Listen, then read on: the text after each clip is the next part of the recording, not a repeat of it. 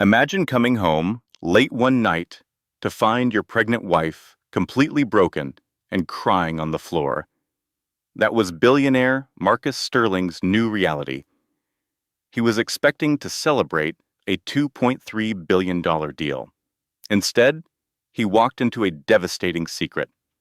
His wife, Elena, had just found out that her best friend was also pregnant with Marcus's child, with the exact same due date. But here is the craziest part. Marcus had no idea. And when his perfectly composed mother arrived at midnight, Elena knew the affair was just the start of her nightmare.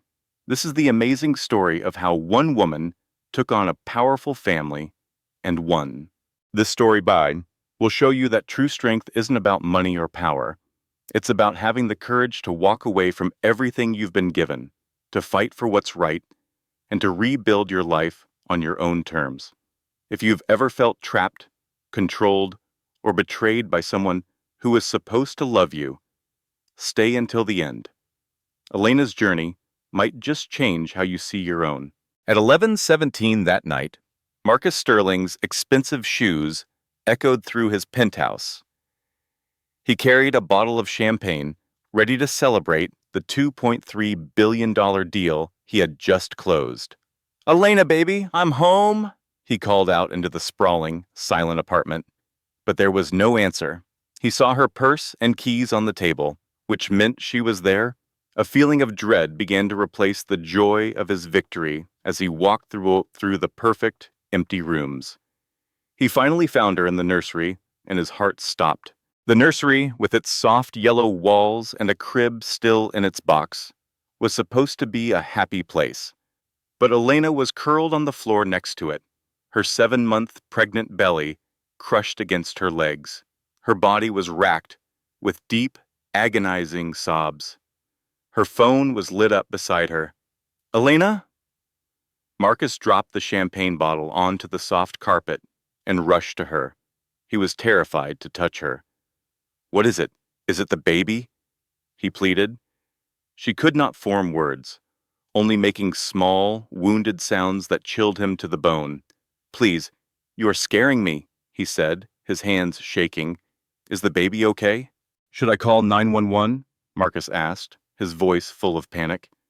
"The baby's fine," she rasped, her voice completely broken.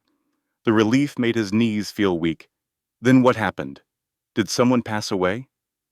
Elena finally looked up, her face a swollen, tear-streaked mess. But the look in her eyes was what truly scared him. It was the look of a total stranger. "I had my hospital appointment today," she whispered. He was confused. "And?" "She opened the wrong file by mistake," Elena's voice cracked. "I saw it on the screen." "Saw what?" With trembling hands, she showed him a photo on her phone. It was a medical record.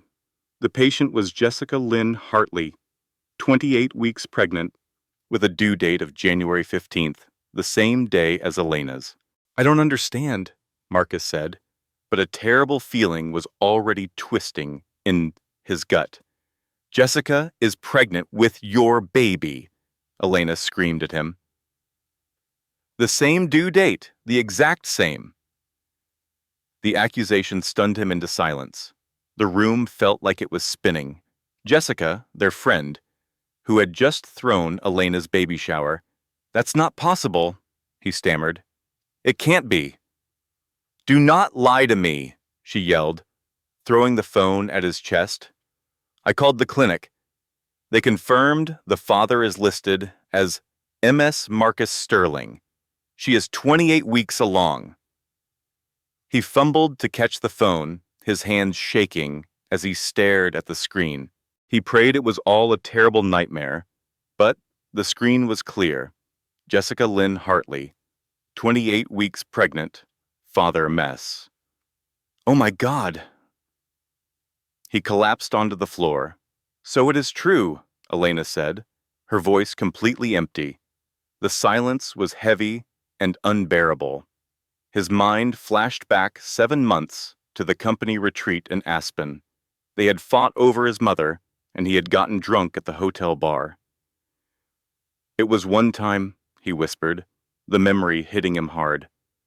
I was drunk after our fight. I was an idiot, but it was only one time. Elena just stared at him, full of disbelief. One time? And now she is pregnant? He looked at her, desperate. I did not know. I swear I did not know, Marcus pleaded, his voice cracking. She never told me. I ended it the next morning and told her it was a mistake, that I loved you. Elena gave a harsh, broken laugh. And you thought that would be the end of it? No consequences? She said she understood, he insisted, reaching for her. Elena pulled her hand away sharply. My friend, she said, her voice full of poison. The one who attended our parties and threw my baby shower. The one who touched my pregnant stomach while carrying your baby. It was only once, he repeated weakly.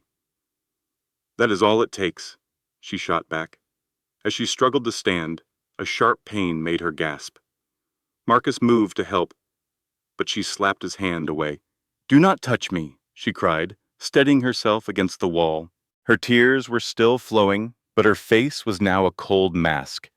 That expression frightened Marcus more than her anger. What are you doing? He asked as she took out her phone. I called your mother. She is coming. Marcus felt a chill run down his spine. My mother? Why would you do that? Because I need the truth from someone in your family, she said, her voice trembling. I have nowhere else to turn. Elena, please, let's just talk, you and me, he begged. But the sound of the elevator arriving cut him off. They both froze as Catherine Sterling walked in, looking perfectly composed, in a designer suit, even though it was the middle of the night. Catherine looked as if she were heading to a board meeting, not arriving at a family crisis after midnight. Elena, darling, she said, her heels clicking on the floor. I came as soon as you called. Elena rushed to her, desperate. Catherine, thank God you are here. Did he tell you? Catherine simply sat down on the window seat. He did not have to. You said on the phone that Jessica Hartley is pregnant. It is not a belief, it is confirmed, Marcus interjected harshly. Catherine did not even flinch. Yes, I am aware. The air in the room went cold. Elena stared at her. You are aware? Of course, dear, Catherine replied, calmly smoothing her skirt. I have known for months, Catherine stated plainly. The world seemed to fall away beneath Marcus. He stared at his mother, but she was focused on Elena. You should sit down, dear. Stress is bad for the baby. You knew? Elena shrieked. And you said nothing? Tell you what, Catherine asked calmly, that my son was foolish and got trapped by a social climber? Marcus finally found his voice. Mother, what are you saying? You knew about this baby? She gave him a bored look. Marcus, do not act stupid. We went over this with the lawyer last month. We set up trust funds for both children. Marcus felt like he could not breathe. We never talked about Jessica. Catherine just pulled out her phone and started tapping the screen, and showed him the screen. You approved the changes. Is that not your signature? Marcus stared at the document. His name was clearly at the bottom, but he had no memory of signing anything about Jessica or another child. I sign dozens of these every week, he said. I assumed it was for the quarterly payments. You assumed wrong. Catherine lowered her phone. Elena's voice was a faint whisper. What changes? For the first time, Catherine turned and smiled at her, a smile that never reached her eyes. Oh, Elena, do not look so worried. This is good for you. The Sterling family always plans for every possibility. What does that mean? It means both children, yours and Jessica's, will be heirs to the family fortune. They will be provided for equally. I do not care about the money. I care that my husband was with another woman, and you helped him hide it. Catherine stood up, her voice suddenly sharp. Do not be so dramatic. You care about the money. Everyone does. It is why you married him. That is not true. Please. Catherine's laugh was ice cold. You earned $60,000 a year as a nurse. You lived in a tiny apartment in Queens with two other people.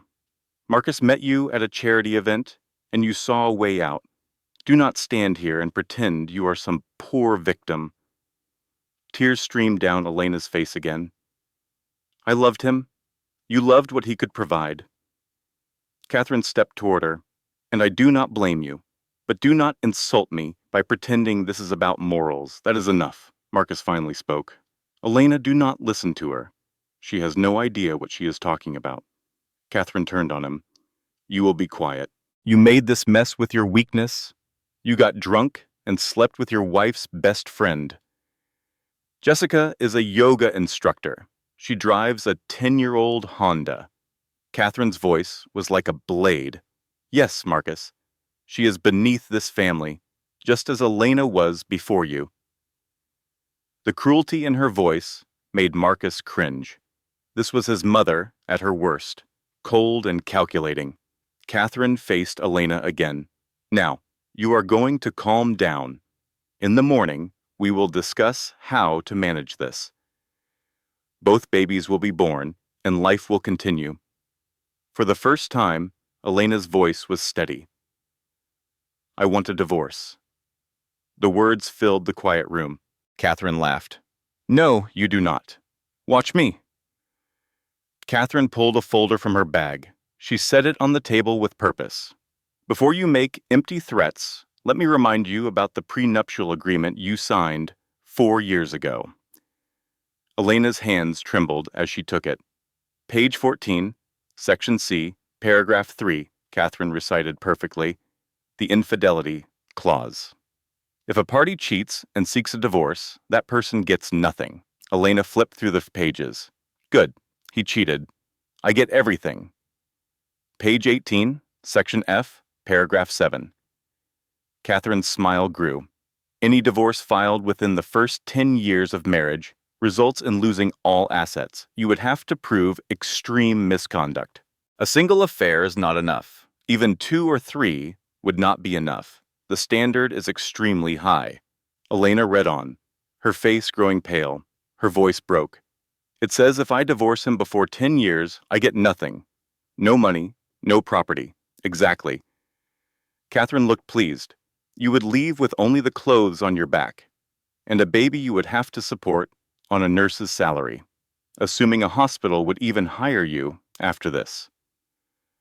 Elena looked at Marcus, her eyes full of betrayal. You knew about this? I did not read it carefully, Marcus said. My father and I have the same agreement. I just thought it was standard. It is a sterling family standard, Catherine cut in. It protects us from people who marry for money. It is a tool to shield us from people who marry for money and then try to take half when things get tough. The prenuptial agreement felt flimsy in Elena's hand as she stood up. She walked on unsteady legs toward the elevator. Marcus asked, Where are you going? To my mother's house. Catherine started to reason with her. Elena, be sensible. Elena turned around, and the expression on her face made Catherine flinch. Sensible? Your son impregnated my best friend while I was carrying his child. You hid it for months. And now you are threatening me with a contract I barely recall signing because I was so in love I would have signed anything. I am done being sensible. She stepped into the elevator as the door began to shut.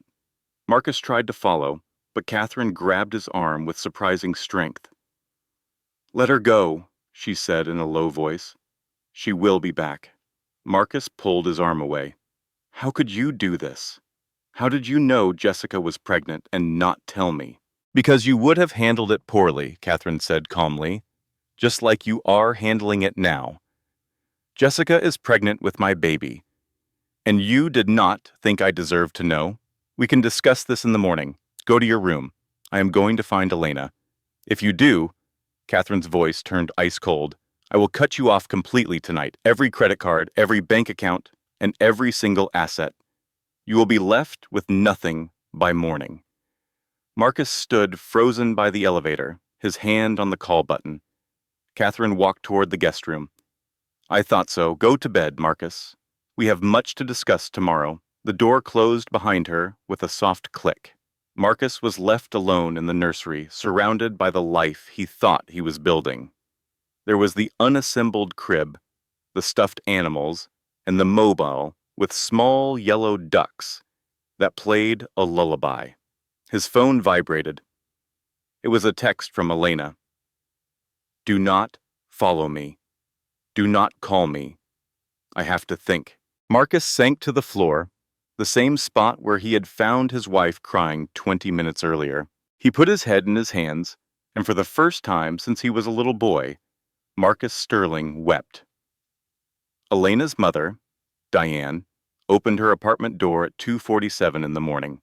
She saw her daughter's face and pulled her inside. They sat at the old kitchen table where Elena used to do her homework. Diane made coffee. "Some things are more important than sleep.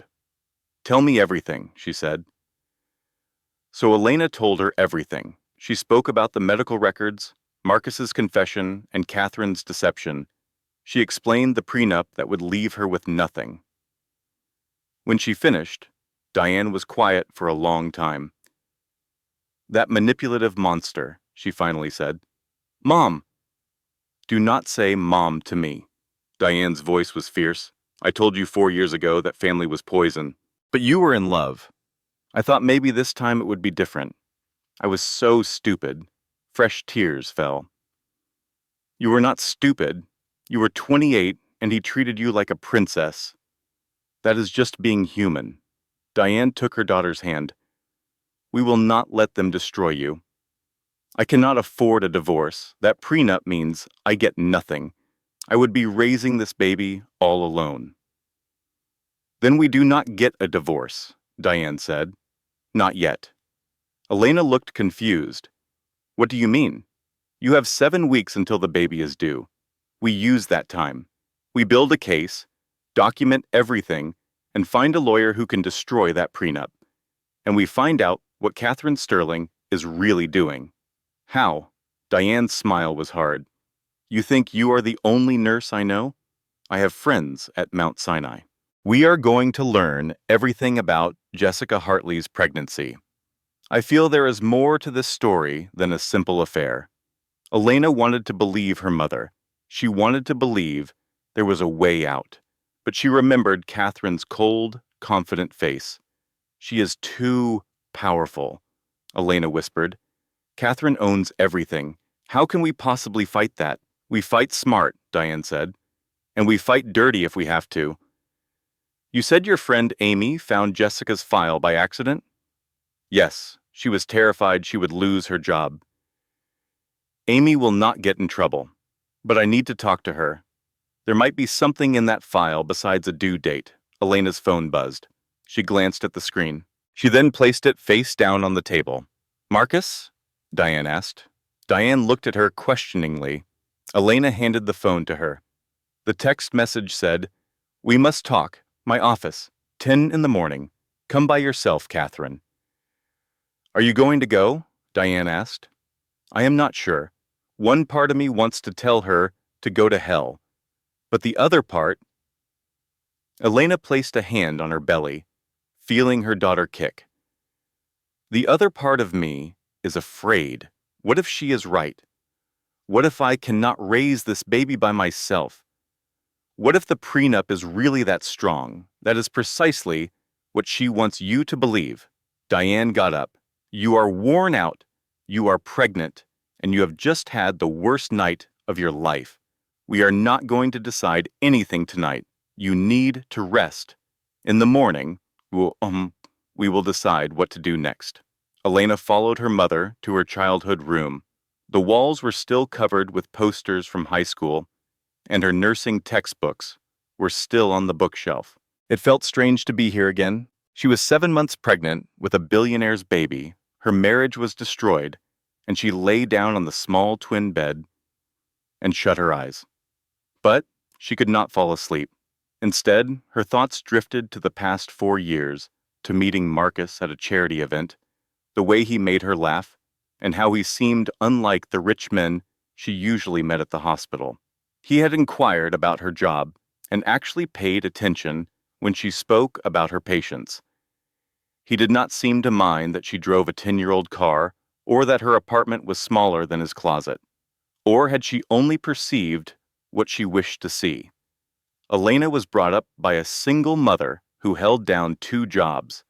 She financed her way through nursing school with loans and scholarships. She was proud of her self-reliance, proud that she did not rely on anyone to look after her. And then Marcus had come into her life and given her a fairy tale, private planes, a penthouse in Manhattan, designer outfits, a Black American Express card with no spending limit. There were charity galas, gallery openings, and weekends in the Hamptons. It was thrilling, but also lonely. Her friends from nursing school gradually disappeared, unable to connect with her new life. The friends of the Sterling family looked down on her for her working-class origins. Catherine had been clear from the start that Elena was an outsider who had married above her social class. Jessica had been her support system, her college roommate, her closest friend, the only one who knew her before she was Mrs. Marcus Sterling, the only one she could be herself with. Except Jessica had been sleeping with her husband. Or had she? Elena sat up straight in bed. Something about Marcus's explanation did not add up. He said it happened one night in Aspen, a drunken mistake. But the medical records indicated Jessica was 28 weeks pregnant. Elena was also 28 weeks pregnant. They had both conceived within a few days of each other. What were the chances of that? Elena took her phone and checked her calendar. The Aspen trip had been in early April. She had conceived in late March. She was certain of the exact date because she and Marcus had been trying to have a baby for months and had been tracking her cycle closely. If Jessica had gotten pregnant that night in Aspen, she would be 1 or 2 weeks behind Elena, not at the same stage of pregnancy. Unless Marcus had been with Jessica before Aspen, unless he had been having an affair for longer than he let on, or unless there was something else happening entirely. Elena opened her text messages and found her conversation with Jessica. The last message was from 3 weeks ago. Cannot wait for Sunday. I am bringing those cupcakes you like. Hugs and kisses. The baby shower. Jessica had hosted a baby shower for her, had touched her belly, and talked about being Auntie Jess, had given her a baby outfit that said Mommy's Little Miracle, all while being pregnant with Marcus's child. The anger that rushed through Elena was so strong it made her feel faint. She wanted to yell, to smash her phone against the wall, to go to Jessica's apartment and demand an explanation. Instead, she typed a short message. I know. She sent the message before she could change her mind. 3 dots showed up right away. Jessica was awake, probably had been awake all night wondering if Elena knew. The reply came through. Can we talk, please? I can explain everything. Elena just looked at the message. A part of her wanted to hear what Jessica had to say, wanted to know how her best friend could betray her so deeply. But a wiser part, a part that sounded like her mother, knew that was a bad idea. No, Elena typed in response. Stay away from me. Stay away from my family. If you try to contact me again, I will get a restraining order. She blocked the number before Jessica could reply. Her phone rang right away. It was Marcus. She rejected the call.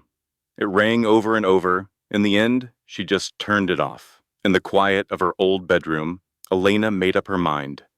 She would go to Catherine's office in the morning, but she would not go by herself. And she would not be unprepared. She would be ready for a fight. Sarah Morrison's law office was on the 32nd floor of a tall building in Midtown. The walls were covered with framed courtroom winds and pictures of Sarah with different politicians and famous people. Behind her desk, her law degree from Columbia was next to a smaller frame with a quote that said, "Well-behaved women rarely make history." Elena liked her right away. Coffee, tea, or water, Sarah pointed to the leather chairs in front of her desk. She was an attractive woman in her late 40s with stylish gray hair and eyes that saw everything.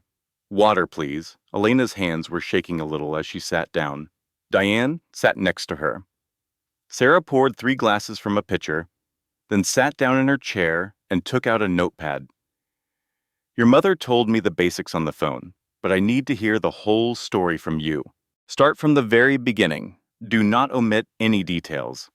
So Elena told the story once more, the medical records, Marcus's admission, Catherine's disclosure, the prenup. Sarah listened without saying a word, just making a few notes here and there. When Elena was done, she leaned back and tapped her pen on her lips. Well, she said at last, this is probably the most clever bit of legal trickery I have seen in a long time. Can you get me out of it? Elena asked. It is possible. It relies on a few things. Sarah took the prenup and quickly looked through the pages. First, we need to prove that you signed this under pressure or force. Did anyone make you sign it? Did you have enough time to look it over with your own lawyer? Elena tried to recall. It was 4 years ago.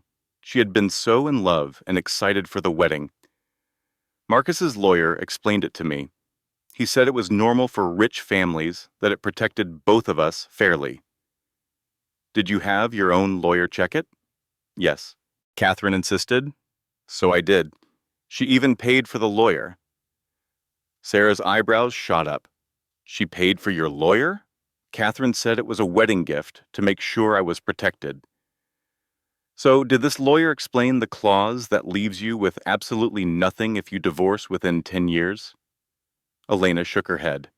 I do not remember that. I asked if the prenup meant Marcus could cheat without consequence. The lawyer pointed to an infidelity clause that protected me. It is in there, Sarah confirmed, but it is basically useless with the 10-year rule. The cheating clause only kicks in after a decade of marriage. Before that, you would have to prove something extreme, like physical abuse or serious criminal activity. Diane leaned in. What if Catherine orchestrated the whole affair? Sarah's focus sharpened. Go on. Diane opened her phone and showed Sarah the hospital photo of Jessica Hartley's medical records. She had in vitro fertilization 6 months ago, paid for by Catherine's charity, the Sterling Foundation, and checked the sperm donor information. Sarah scanned the images, her interest growing.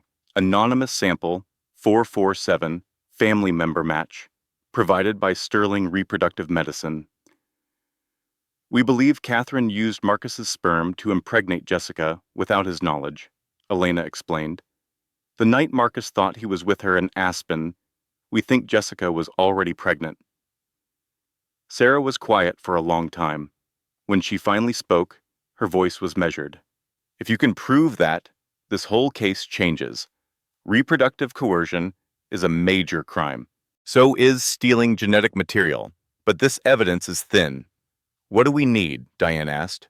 We need proof Catherine set up the in vitro fertilization without everyone's consent, and that Jessica was manipulated into it. Sarah looked directly at Elena. Do you think Jessica would testify against Catherine? Elena recalled the text messages. I do not know. Maybe, if she gets scared enough. There's another problem, Sarah said. Even if we prove everything, it does not fix your immediate crisis. You are 7 months pregnant and need a place to live. Catherine controls the family trust, which means she controls all the money. So I am stuck. Not exactly. Sarah opened a drawer and pulled out what looked like a simple pen. New York is a one-party consent state, Sarah explained. That means you can legally record any conversation you are a part of. I need you to record every single conversation with Catherine, Marcus, and Jessica from now on. Elena looked at the pen. But that feels dishonest. Is it more dishonest than what they are doing to you? Sarah's tone was firm. Elena, let me be blunt. Catherine Sterling is one of the most powerful people in this city. She has endless money and connections. If you want to fight her, you have to be willing to fight dirty. How dirty? I need evidence of everything, Sarah said. Recordings, documents, anything to prove Catherine tricked you into signing that prenup, or that she is unfit to have any control over your child. But the prenup says any child of the marriage belongs to the Sterling Family Trust, Elena said. What does that really mean? Sarah's face turned grim. It means even if you divorce Marcus and win custody, Catherine controls the money for your daughter's entire life. Her home, her education, her health care, everything. As the trustee, Catherine can veto any expense. The reality of her words struck Elena hard. So even if I leave him, she controls my daughter's future? Yes, unless we prove the prenup is fraudulent or get Catherine removed as trustee by proving she is unfit. Catherine went to extreme lengths to secure this control, which tells me she is hiding something big. We just need to find it. Sarah slid a business card across her desk. This is a private investigator I trust. He is former Federal Bureau of Investigation and very discreet. I want him digging into Catherine's finances and the Sterling Foundation for anything we can use. How much will this cost? Elena asked softly, thinking of the $8,000 in her personal bank account. Do not worry about the money now, Sarah said. I have a personal stake in this. What kind of stake? Sarah paused, then pulled a framed photo from her desk. It was a young woman who looked just like her, holding a baby. My sister, Amanda. A decade ago, she married into a rich family, though not as rich as the Sterling. When their marriage ended, they used the same strategy Catherine is using on you, Sarah continued. They faked an affair, created financial problems, and had her declared an unfit mother. She lost her daughter for 5 years. Did she get her back? Elena asked.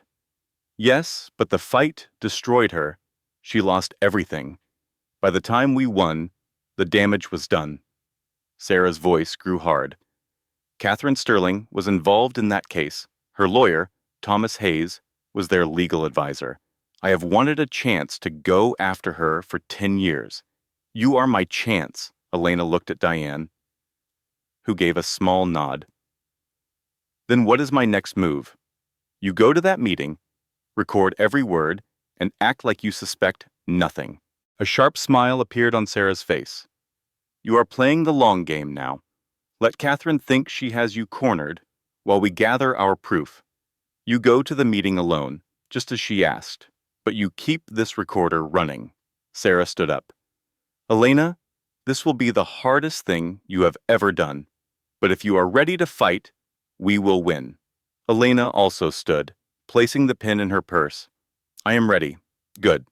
Call me the moment you leave. I want a full report. Walking out of the office, Elena felt a surge of determination. Catherine Sterling's old office was a fortress of glass and steel. The reception area alone was larger than Diane's entire apartment.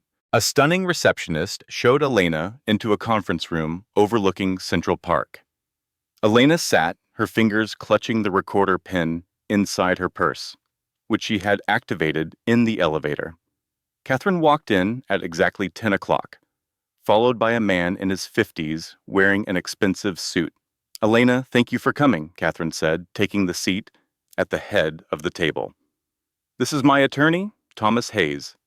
Thomas gave a curt nod. I was not aware anyone else would be here, Elena said.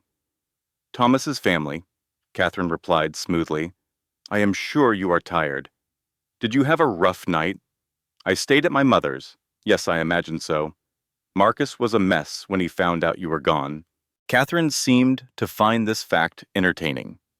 He wanted to be here today, but I told him this was a discussion for us to have alone. Why is that? Because we are both smart enough to understand how things really work. Marcus is too emotional right now to be useful. Thomas opened his briefcase, took out a folder, and slid it across the polished table toward Elena. What is this? A proposal, Catherine answered. Thomas prepared it this morning. It should address your current situation while protecting the family's long-term interests. Elena opened it. The document was titled Separation Agreement and Parenting Plan. As she read, her hands began to tremble. The agreement stated she and Marcus would separate, not divorce. In return for leaving the penthouse, she would receive a monthly payment of $20,000. For living costs, when the baby arrived, custody would be split 50-50. The child would be a beneficiary of the Sterling Family Trust. In return, Elena would have to sign a non-disclosure agreement that would stop her from talking about the reasons for the separation or anything about the Sterling family. She would also have to give up any future rights to their shared property. This is unbelievable, Elena said softly. It is a good deal, Catherine replied. $20,000 a month is more than you would earn as a nurse. You could raise your daughter comfortably without having to work while Marcus remains married to me, which means he cannot marry anyone else. And I cannot get married to anyone else either, for another 6 years, Thomas added. Once the 10-year period is over, you can file for divorce and discuss the terms of your settlement. 6 years of my life on hold while Catherine dictates every detail of my daughter's life, Elena looked at Catherine. Why would you do all of this? Catherine's face remained a mask, but her eyes gave away a flicker of emotion. Family is everything, Elena. I will not let the Sterling name be destroyed by a scandal. You mean you won't let anyone find out you used Jessica to have Marcus's child? The air in the room grew heavy. Thomas, the lawyer, narrowed his eyes. I am not sure what you are implying. Elena never looked away from Catherine. Jessica did not seduce Marcus. You arranged for her to be inseminated with his sperm. The clinic's records prove it. Catherine's composure cracked for a brief moment.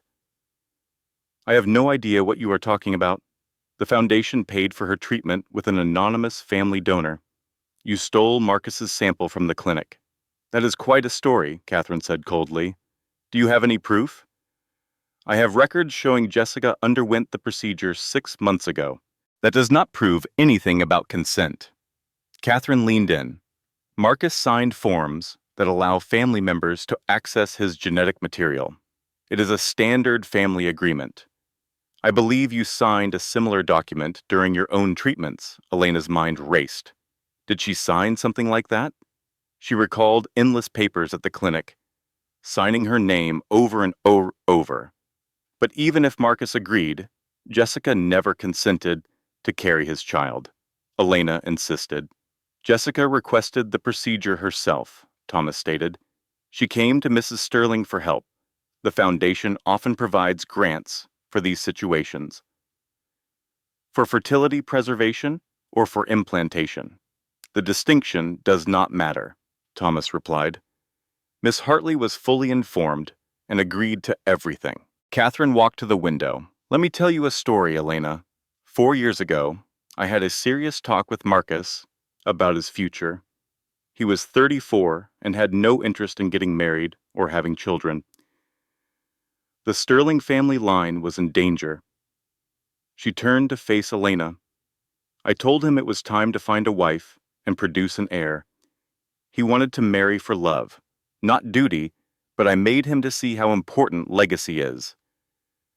So you are saying he only married me because you told him to. I am saying I encouraged him to be responsible. Then he met you. A young, healthy nurse from a simple background. You seemed like the perfect choice. The words were meant to sting, and they did. But Elena stayed quiet, letting the hidden recorder capture every word. But you had trouble getting pregnant, Catherine went on. A year passed. The treatments were not working. I started to worry I had made a mistake about you. So you made a backup plan, Elena said, the pieces falling into place. You used Jessica. I decided to protect the Sterling line, Catherine said, her voice flat and cold. If you could not provide an heir, someone else had to. Jessica was young, healthy, and desperate for money. I offered her a deal that helped everyone but me and Marcus. We were still trying. I could not afford to wait. The Sterling family survives on careful planning. Elena, not on hope. Thomas cleared his throat. Mrs. Sterling, maybe we should stop. It is fine, Thomas. Catherine sat down again. Elena should know the whole truth. When you finally became pregnant, I was thrilled. But I was also realistic. A first pregnancy at your age has risks. Jessica's pregnancy was simply an insurance policy. An heir and a spare, as the royals say. Elena felt a wave of nausea. You played God with our lives. I secured my family's future. And Marcus knows none of this? Marcus knows that Jessica is pregnant with his child. The other details would only upset him. Elena stood up, clutching the papers.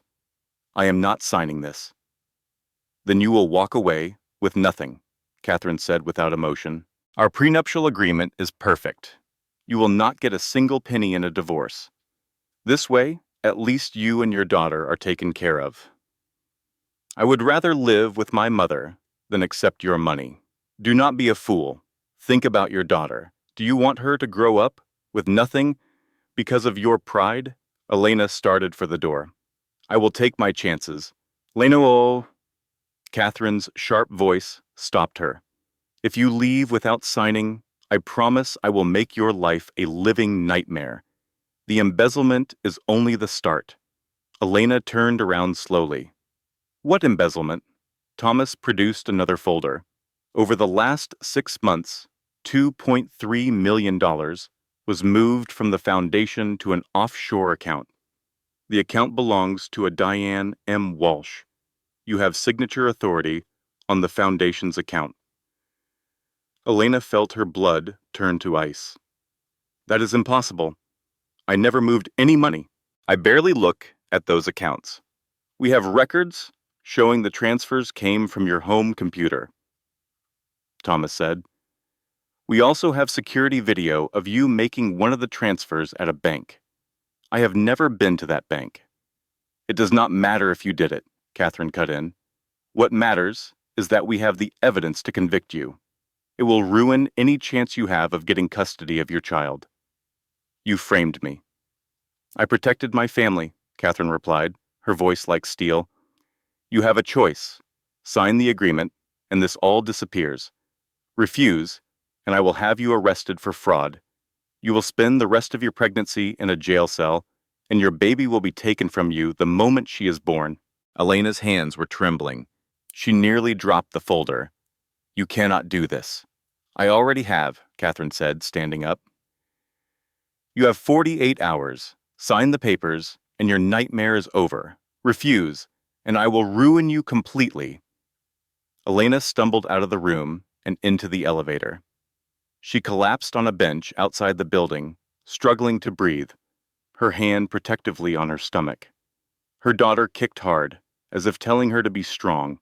With shaking fingers, Elena pulled out her phone and called Sarah. I got it, she whispered when Sarah answered. I got everything on tape.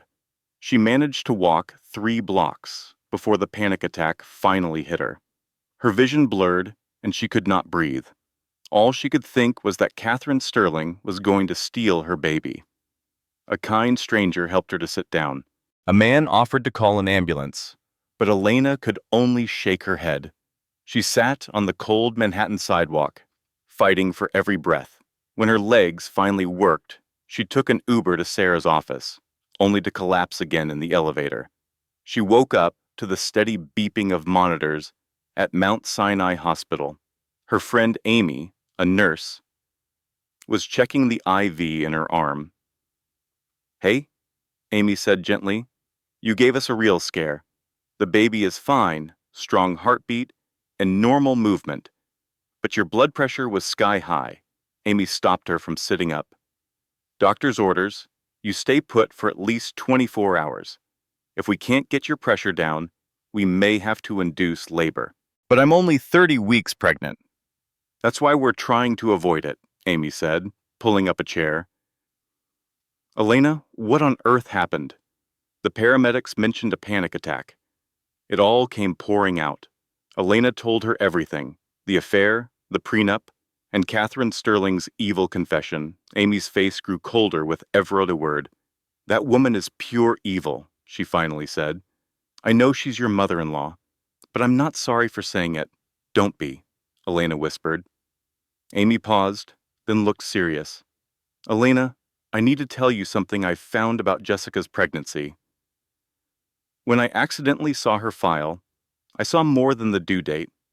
I saw the IVF records. The sperm sample she used came from long-term storage at Sterling Reproductive Medicine.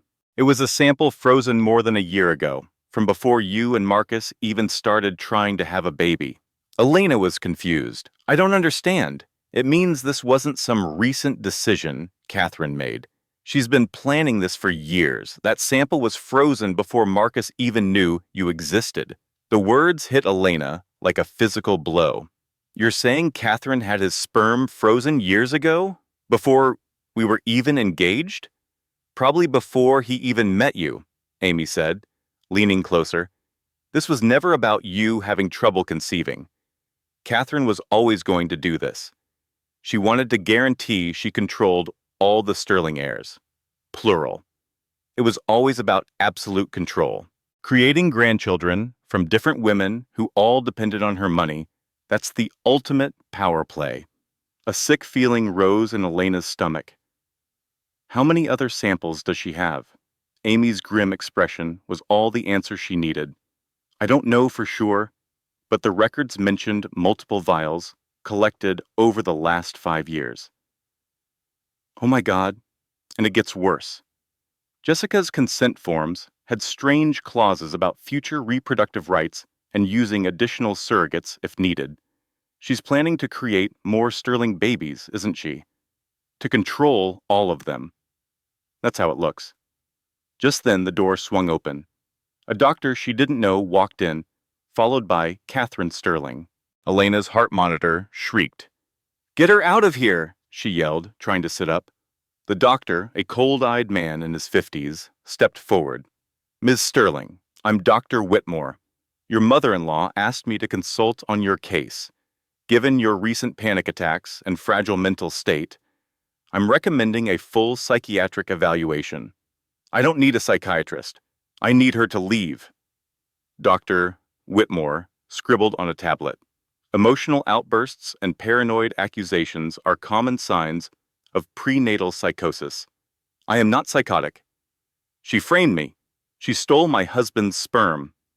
You've been recording people? Dr. Whitmore glanced at Catherine, then back at Elena. That itself is a symptom of paranoia, feeling the need to secretly gather evidence. Amy moved between them. Excuse me, but who are you?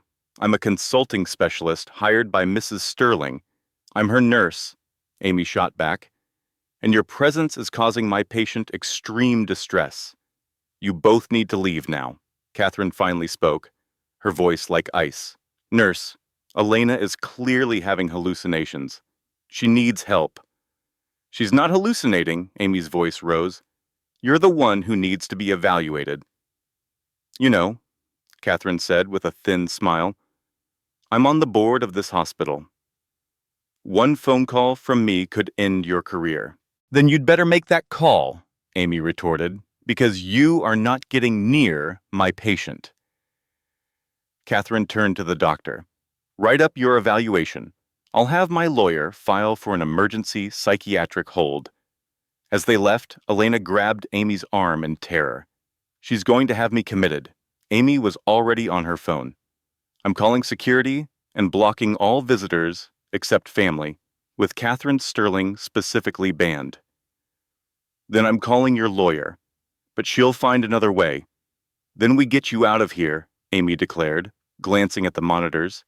Your blood pressure is stabilizing. If I can get a doctor to sign your discharge papers, we can be gone in a few hours. But where can I go? I have a friend with a house in Connecticut, Amy said. She's traveling for a month. It will be safe there. Amy, you could lose your job over this. I'm not going to let that monster ruin your life, Amy said, squeezing her hand. Just rest. I've got this.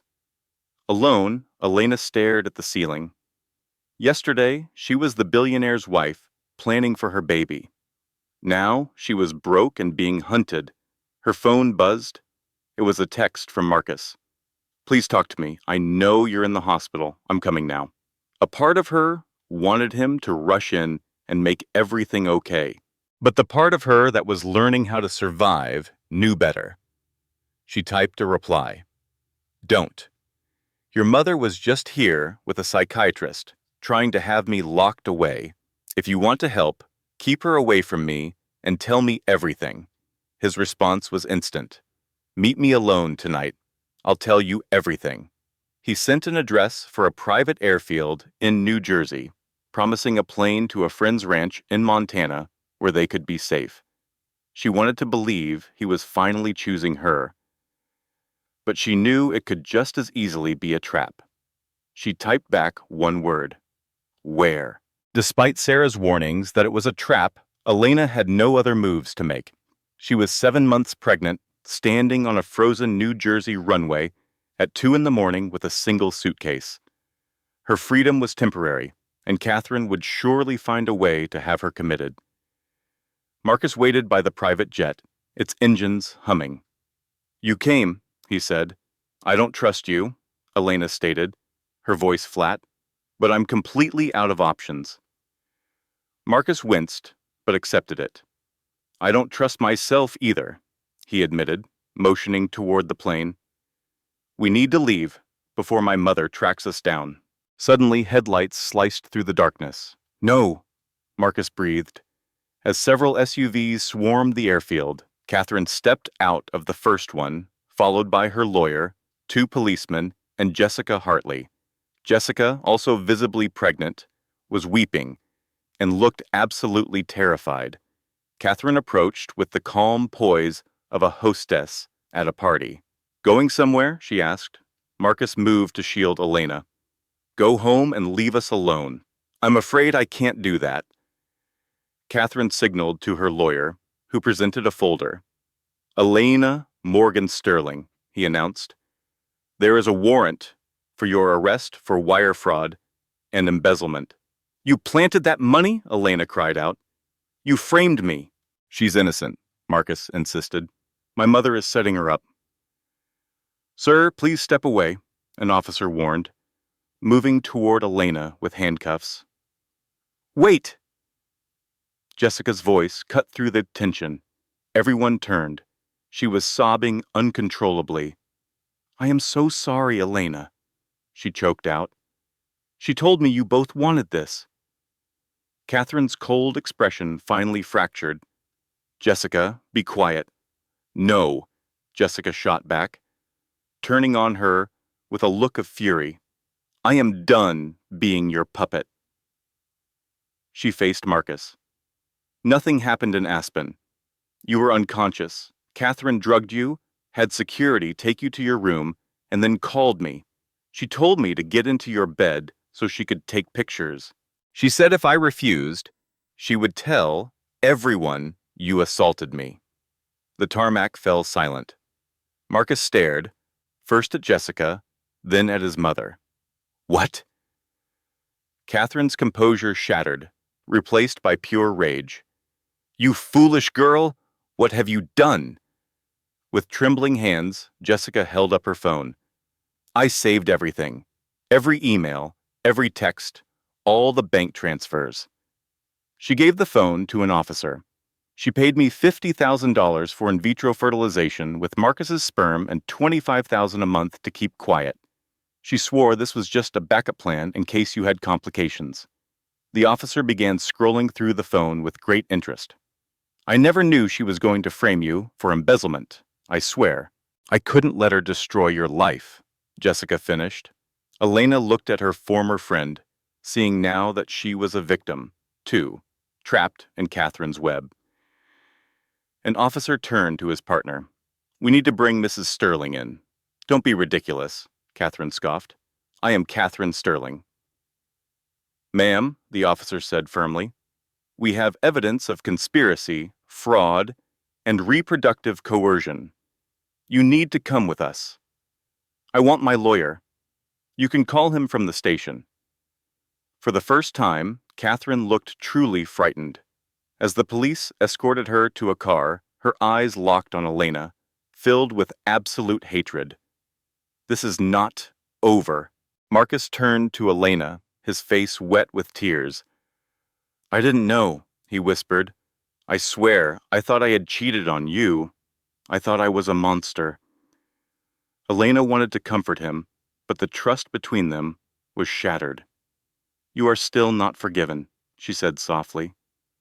I know, Marcus replied, wiping his face. But I will spend my life making it right, starting now. He took out his phone and made a call. Dad, it's me. I need you to file for divorce from Mom tomorrow. And you have to take control of the family trust before she can. His voice grew stronger. She has ruined 3 women's lives just to control the Sterling family line. And we have to stop her. Please, Dad, for once stand up to her. After a long pause, a small smile touched Marcus's lips. Thank you. He ended the call and faced Elena. For 20 years, my father has been keeping files on every illegal thing my mother has ever done. He's taking it all to the FBI tomorrow. Why now? Elena asked. Because seeing you, 7 months pregnant and about to be arrested for her crime, finally woke him up, Marcus said, his voice cracking. An officer approached them. Miss Sterling, the charges are being dropped. We'll need a formal statement, but you are not under arrest. Elena simply nodded, feeling numb. The nightmare was finally ending. Jessica walked over, hesitantly. Elena, I know I don't deserve forgiveness, but I'm giving full custody of the baby to Marcus. I can't be a mother like this.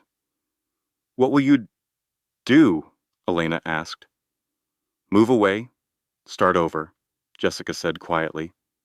She manipulated me. She said you were sick and couldn't carry the baby to term. I was so stupid and desperate.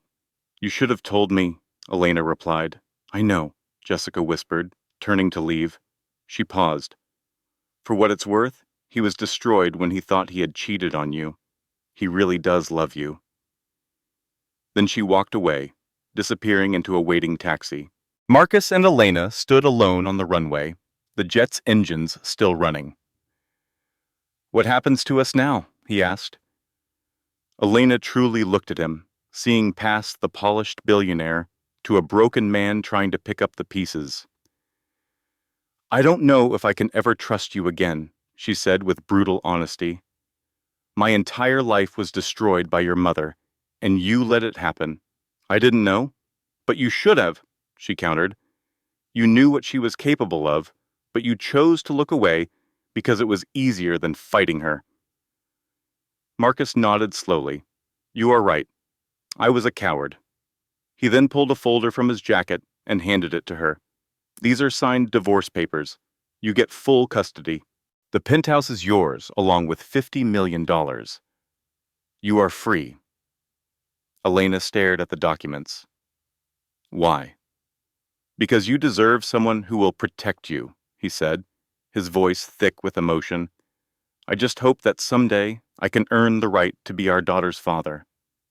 Elena looked from the papers to his face. Supervised visits, once a week. We will start there. Relief washed over Marcus's face. Thank you. Yes, she agreed. It is more than you deserve. Over the next 6 months, Catherine Sterling's fall from grace became a global spectacle. The story of the billionaire matriarch, arrested for her shocking crimes, played on every news channel, day after day. With the files from Robert Sterling, the FBI unraveled 2 decades of Catherine's crimes, from bribery and money laundering to the horrific reproductive plot. Jessica testified against Catherine in a plea deal and started a new life in San Diego. Robert filed for divorce, cut Catherine off from all family money, and left everything to Elena and her daughter in his will. He passed away from a heart attack 3 months later. Marcus's testimony against his own mother was the final nail in her coffin, detailing years of her cruel manipulation. The evidence was overwhelming. Catherine Sterling was found guilty and would spend the rest of her life in prison, finally stripped of all the control she so desperately craved. For 3 long weeks, Elena sat in the courtroom with her daughter, Charlotte, making sure Catherine saw the baby she tried to erase. When the jury returned, the verdict was guilty on all charges. The room exploded with noise, but Catherine remained perfectly still, her face like stone.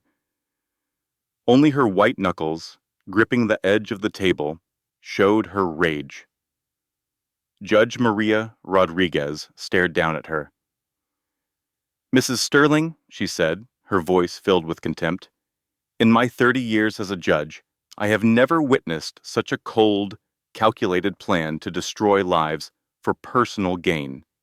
You used your own son, violated women, and framed an innocent person, treating people like game pieces." When Catherine tried to speak, the judge silenced her. "You will not say another word. You have manipulated enough people." Judge Rodriguez leaned forward. "This court finds you guilty on 14 counts, including fraud, conspiracy, and assault. I am sentencing you to 12 years in federal prison with no chance of parole." Catherine's lawyer immediately asked for bail, but the request was denied. "Mrs. Sterling is going into custody right now," the judge declared, striking her gavel. As bailiffs led Catherine away, she paused and locked eyes with Elena. "This is not over," she whispered. Elena stood, holding Charlotte tightly. "Yes, it is," she replied firmly. "You have nothing left. No money, no influence, no family," Elena continued. "You destroyed the very legacy you fought to protect." For the first time, Catherine's composure shattered, her face twisting with fury. Before she could scream, a bailiff took her arm and led her from the courtroom. Elena finally exhaled, feeling months of tension leave her body. Her friend Sarah came to her side. "How are you?" she asked. "Empty," Elena admitted. "I expected to feel happy, but I just feel tired." Sarah looked at the sleeping baby. "But you won. You and Charlotte are safe. That's what matters."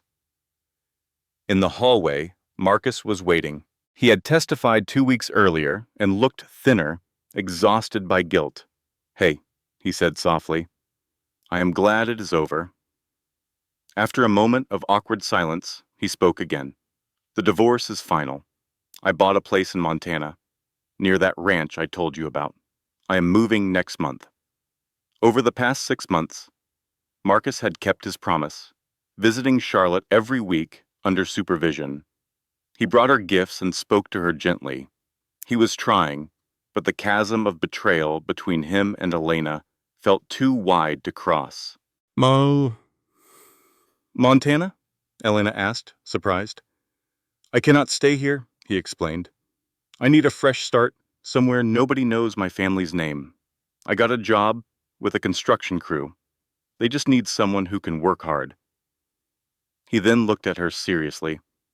"I know I can never fix what my mother did, but I want to be a better man for Charlotte, and for you, if you will let me."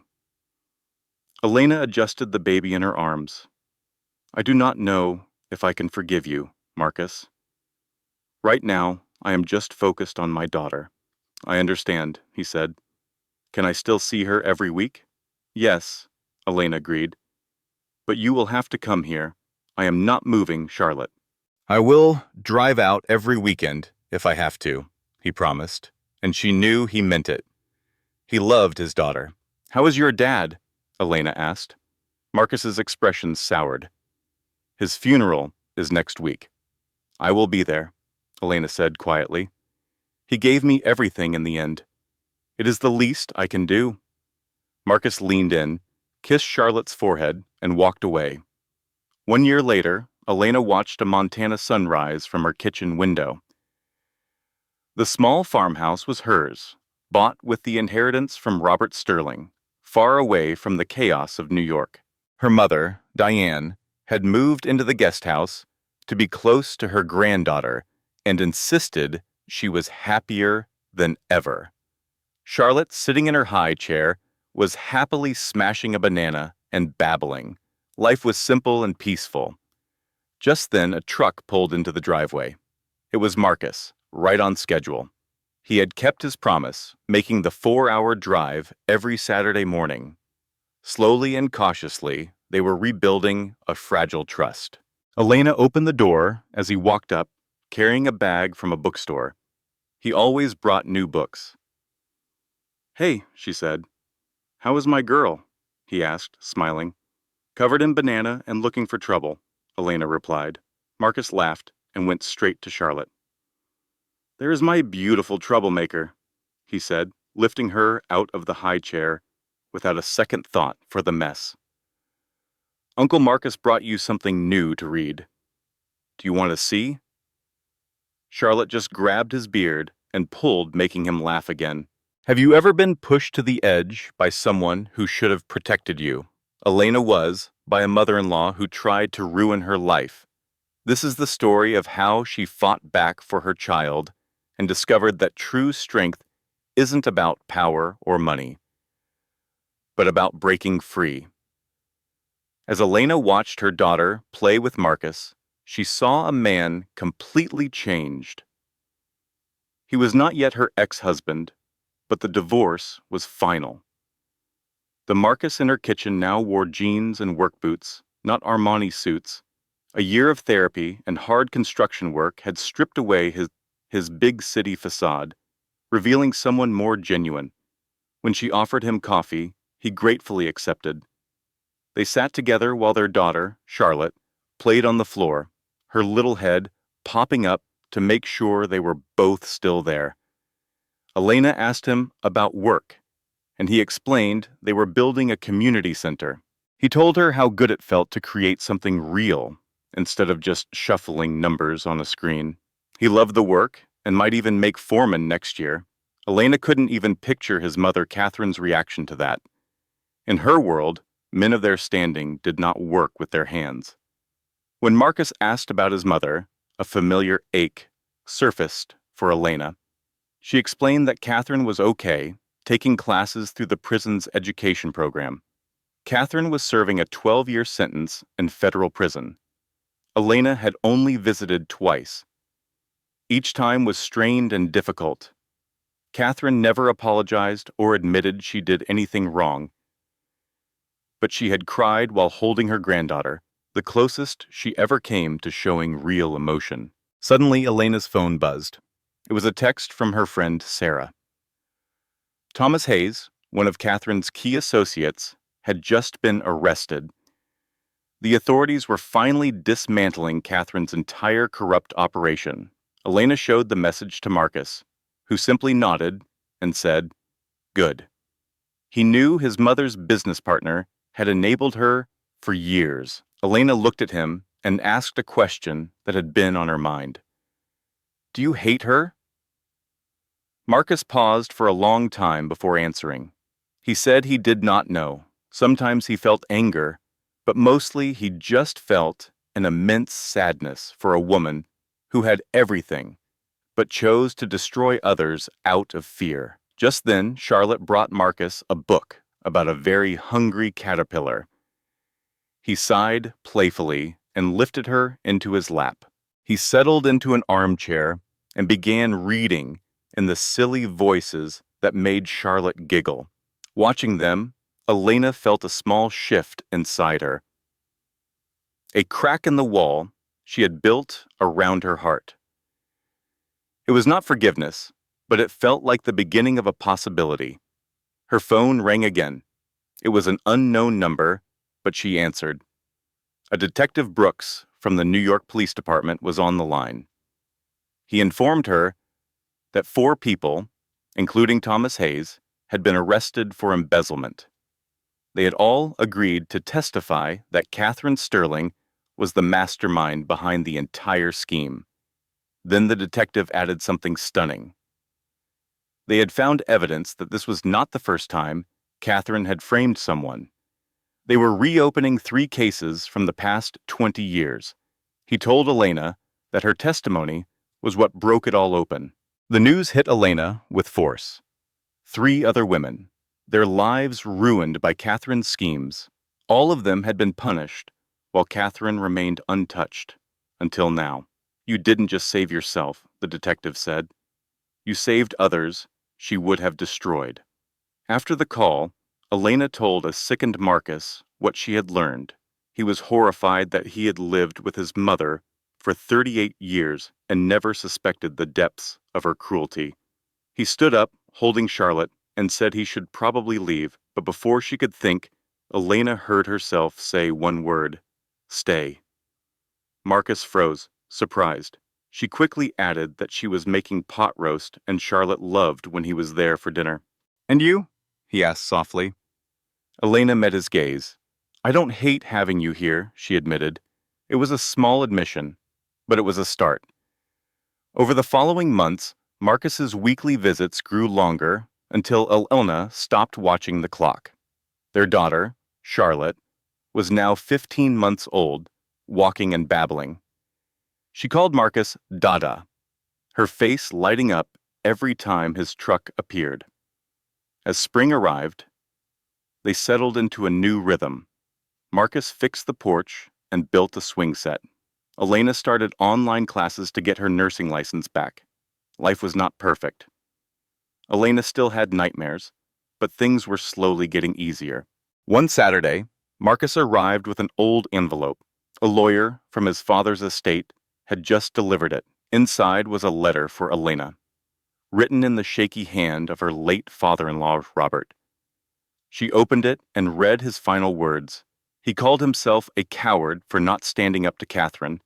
He wrote that his wife was incapable of love, only obsession and control.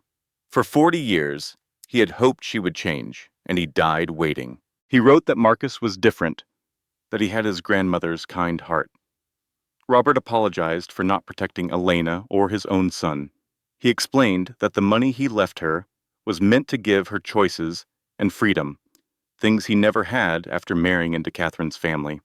"Choose happiness," he urged, "and please help my son find those things too." With tears streaming down his face, Marcus read the letter. When he finished, he sat in silence for a long time. He finally whispered that his father had tried to do the right thing at the end. He admitted he had been just as weak, allowing his mother to control him his entire life.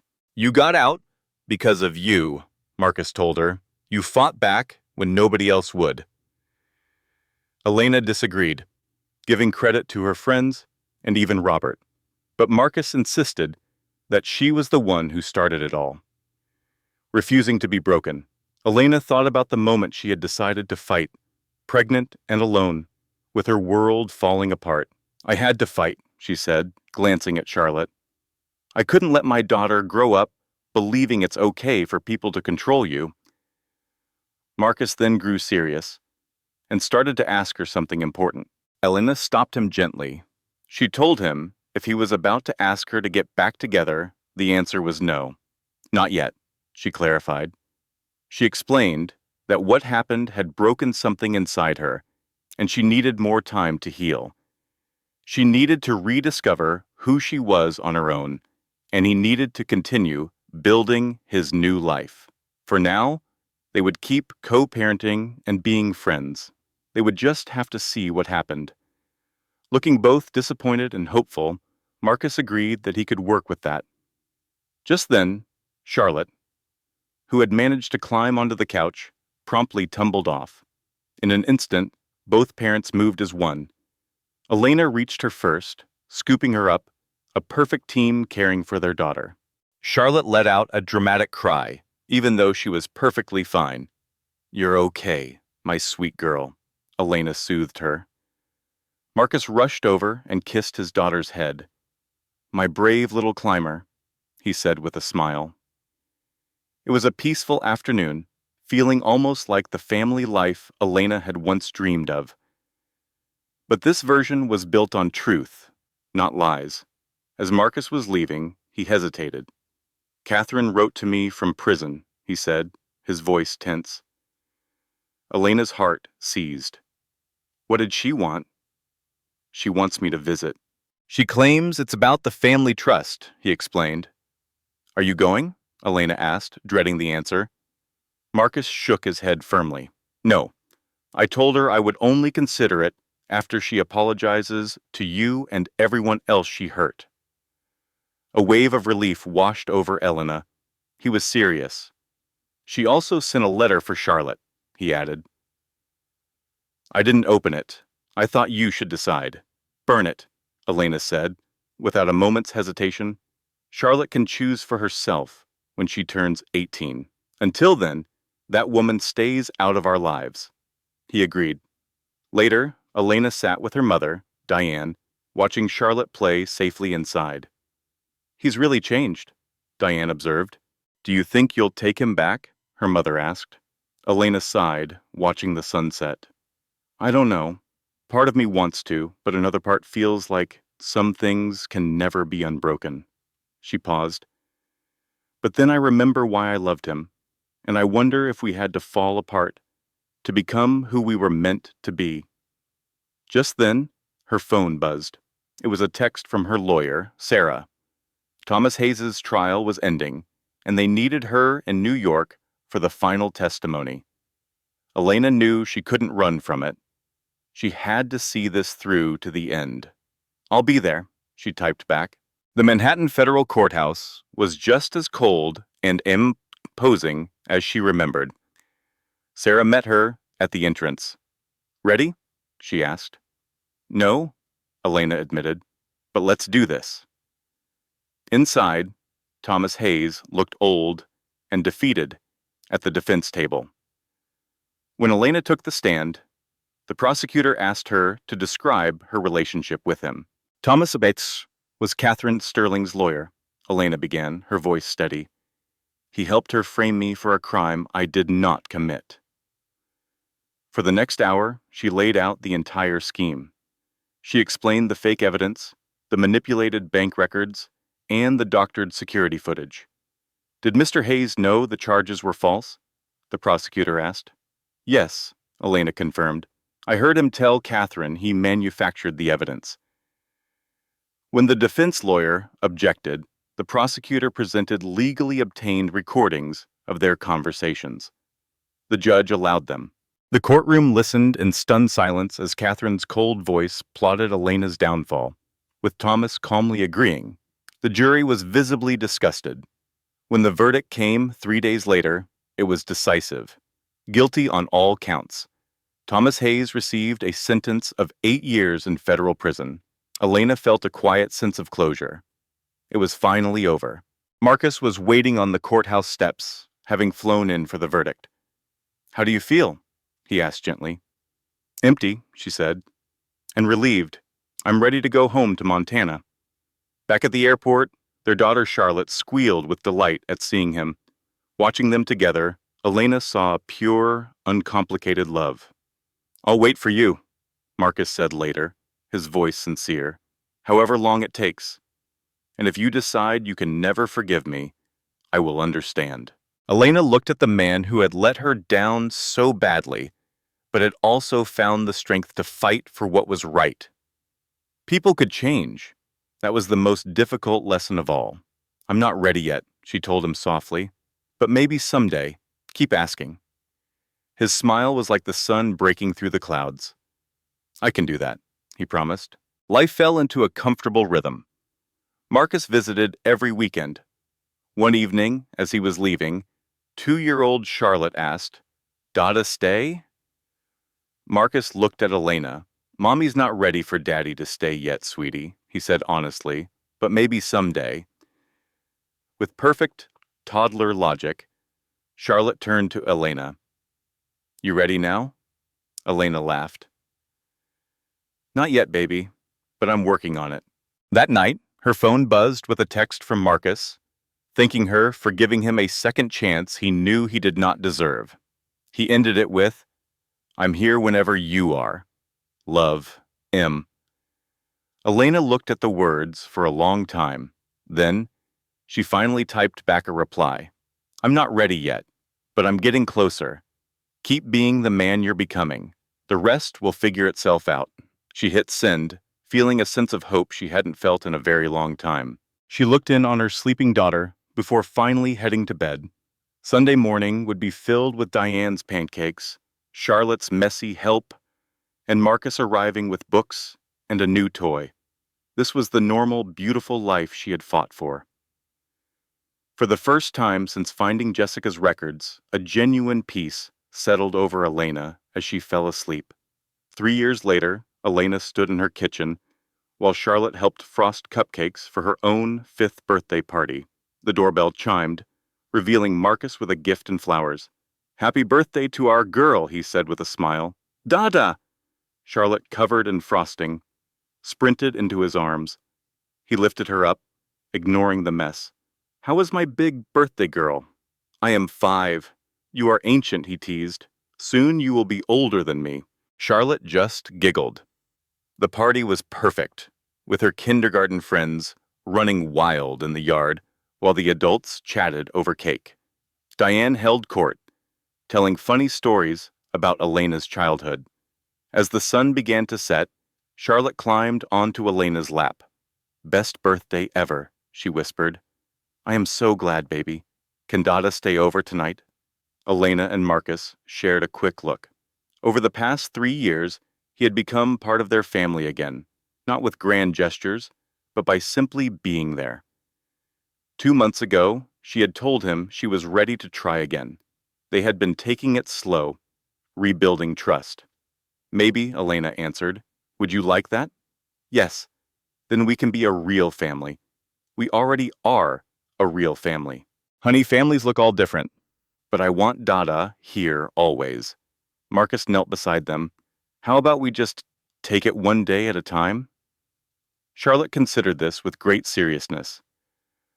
"Okay, but can we take another day tomorrow?" He smiled. "We can take all the days your mommy needs." Later that night, with Charlotte asleep and Diane in the guest house, Elena stopped Marcus at the door as he was leaving. "Stay," she said softly. He paused. "What?" "Stay. Tonight and tomorrow, and all the days after, if you want." She took his hand. "I am ready, not for a perfect story, but for a real one, for us." "Are you sure?" he asked. "I am sure." He pulled her close, his forehead resting against hers. "I will not let you down again." "You might," she said. "People make mistakes, but I trust you to keep trying, and that is enough." They stood together in the doorway of the farmhouse, under a sky full of bright Montana stars. They held on to each other like two people who had survived a long war and had finally, after everything, found their way back home. Remember this: the people who try to control you will always underestimate your strength. Your power isn't in what you have, it's in what you're willing to fight for. If this story touched your heart or reminded you of your own journey, leave a comment below. I'd love to hear your thoughts.